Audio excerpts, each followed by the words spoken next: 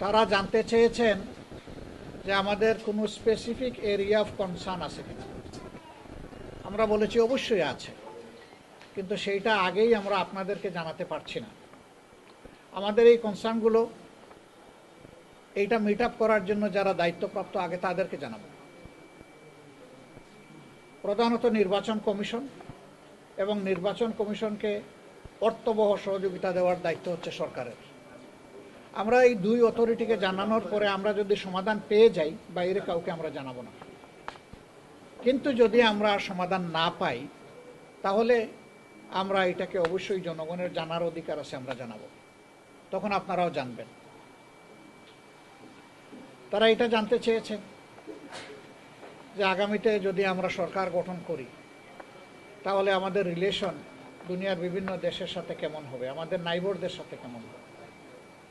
আমরা স্পষ্টভাবেই বলেছি যে বিশ্বের সবগুলা শান্তিকামী, সভ্য এবং গণতান্ত্রিক রাষ্ট্র যেগুলো আছে সবার সাথেই আমাদের সম্পর্ক থাকবে, বন্ধুত্বের সম্পর্ক। যারা আমাদের প্রতিবেশী তাদের সাথে অবশ্যই প্রতিবেশী সুলভ সম্পর্ক আমাদের থাকবে, এবং আমরাও প্রত্যাশা করব তারাও আমাদের সাথে প্রতিবেশীর মতোই আচরণ করবেন। সেই আচরণটা হবে পারস্পরিক শ্রদ্ধা এবং সমতার ভিত্তিতে। আমরা কোনো ক্ষেত্রেই কোনো অসমতা দেখতে চাই না। আমাদের ফরেন পলিসির ব্যাপারে, রিলেশনসের ব্যাপারে আমরা বলেছি যে আমরা কোনো নির্দিষ্ট রাষ্ট্রের দিকে ঝুঁকতে চাই না, বরঞ্চ সারা বিশ্বের সাথে বন্ধুত্ব আর সমন্বয় রক্ষা করেই আমরা আমাদের দেশকে সামনে এগিয়ে নিতে চাই। তারা এটা জানতে চেয়েছেন সমাজের কোন সেকশন আমাদেরকে সাপোর্ট দিচ্ছে বেশি। আমরা বলছি কোনো আলাদা সেকশন না, সবাই দিচ্ছে। তবে যুবকরা বিশ্বাস করে তাদের অ্যাসপিরেশন ফুলফিল করার জন্য জামাত যদি কোনো কমিটমেন্ট দেয়, সেটা জামাত রক্ষা করবে। এই বিশ্বাসের জায়গা থেকেই এ পর্যন্ত হয়ে যাওয়া গুরুত্বপূর্ণ পাবলিক বিশ্ববিদ্যালয়গুলোতে যে নির্বাচন হয়েছে, এখানে তার রিফ্লেকশন হয়েছে। যুবশক্তির সেখানে রিফ্লেকশন দেখা গেছে। আমরা আমাদের মা বোনদের ব্যাপারে, তাদের সিকিউরিটির ব্যাপারে আমরা খুবই অ্যাটেন্টিভ, এবং আমরা বিশ্বাস করি যে মা বোনেরা আমাদেরকে এবার প্রধানত চয়েস করবে।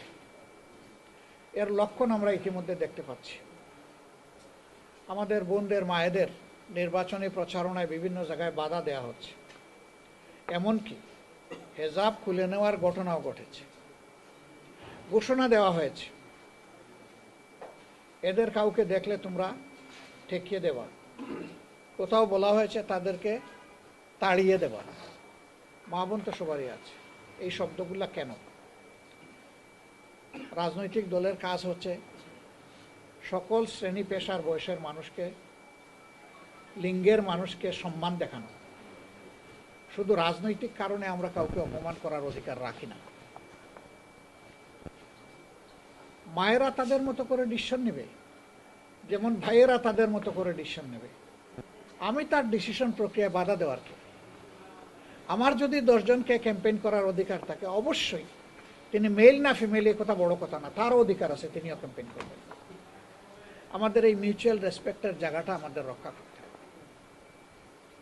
আমরা বিশ্বাস করি আগামীতে বাংলাদেশের জনগণ সঠিক সিদ্ধান্ত নেবে, এবং তারা দেশকে নিরাপদ করার জন্যে, দুর্নীতিমুক্ত করার জন্যে, সুশাসন কায়েমের জন্য, ন্যায় ন্যায়ের বিচার নিশ্চিত করার জন্য, অর্থনৈতিক পুনর্বিন্যাস করে দেশকে এগিয়ে নেওয়ার জন্যে তারা সঠিক সিদ্ধান্ত দিবে। জনগণের উপর আমাদের 100% আস্থা আছে। আমাদের আস্থার সামান্য কোনো ঘাটতি নেই। শুধু আমাদের দাবি, চাহিদা নির্বাচনটা সুষ্ঠু হোক। ভোটাররা নির্বিঘ্নে গিয়ে তার ভোটটা সে নিজেই দিক। ভোট দেওয়ার পরে তার ভোটের রিফ্লেকশনটা ফলাফলে উঠে আসুক। এই প্রক্রিয়ায় যদি জামাত ইসলামী দেশ পরিচালনার সুযোগ পায় তার সঙ্গীদেরকে নিয়ে, আমরা দেশবাসীর প্রতি আল্লাহর প্রতি কৃতজ্ঞ থাকব, এবং চেষ্টা করব আমাদের উপর অর্পিত দায়িত্বের আমানতের বোঝা সঠিকভাবে বহন করার, আমানত রক্ষা করার।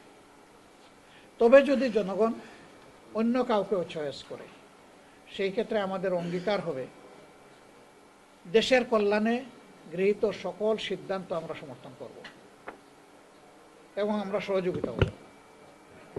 সিমিলারলি অন্যরা যদি অপোজিশন গ্যালারিতে বসেন, বিরোধী দলে বসেন, তাদের কাছ থেকে একই জিনিস আমরা প্রত্যাশা করি for the sake of the country.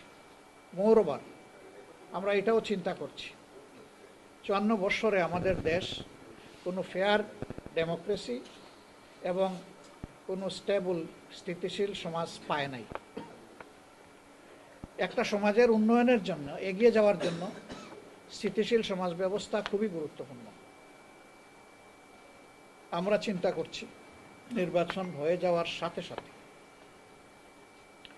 নির্বাচনে অংশগ্রহণকারী সকল দল এবং পক্ষ যদি আমরা খোলা মন নিয়ে একসাথে বসতে পারি যে আগামী 5টা বছর দেশের স্থিতিশীলতার জন্য আমরা সর্বোচ্চ কি করতে পারি।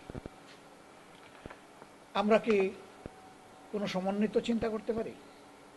যদি সবাই মিলে ভালো মনে করে we are ready to render hour support. এর অর্থ এটা নয় যে অন্য কেউ সরকারে চলে গেছে আর আমরা তাদের হয়ে কাজ করব, but we have some conditions. Number 1, every party and quarter তারা বলবেন যে আমরা নিজে দুর্নীতি করব না এবং দুর্নীতিকে প্রশ্রয় দেব না। এটা আমাদের 1 নম্বর শর্ত। আমাদের 2 নম্বর শর্ত হবে justice for all and equal, সকলের জন্য ন্যায় বিচার এবং সমান বিচার।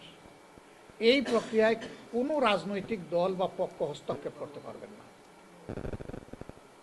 আমাদের বিচার বিভাগ পূর্ণ স্বাধীনতা তারা ভোগ করবে, তবে বিচার বিভাগেরও অ্যাকাউন্টেবিলিটির বা দায়বদ্ধতার জায়গা থাকবে, জবাবদিহিতার জায়গা থাকবে, সেটাও নিশ্চিত করা হবে যাতে একটা চেক অ্যান্ড ব্যালেন্স মেনটেন হয়।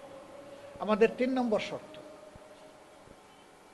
আমরা বিশ্বাস করি দেশের জনগণ 54 বছরের রাজনীতি দেখার পরে ডেফিনেটলি হতাশ।